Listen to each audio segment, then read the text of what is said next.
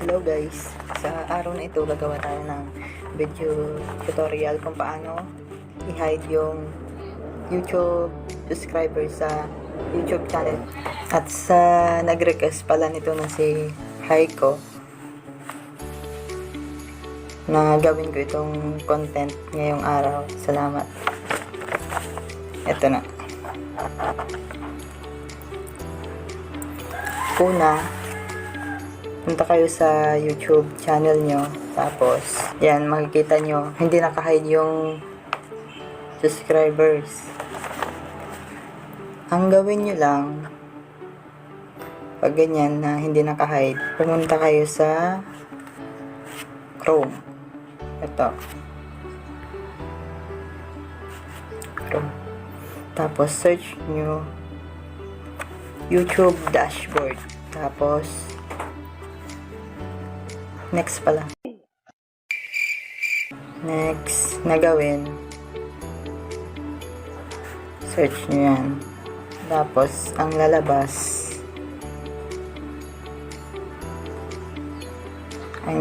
dapat ito, hanapin nyo yan.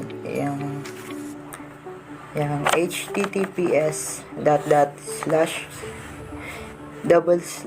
tapos studio.youtube.com.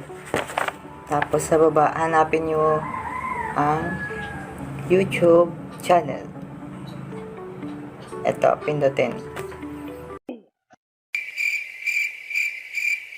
Hintayin nyo lang yan na matapos. Be patient. Then, next.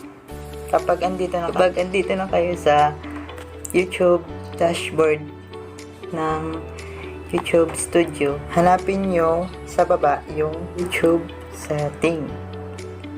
Tapos sa baba. Kapag tapos na mag-loading ang YouTube settings, hanapin nyo ang channel.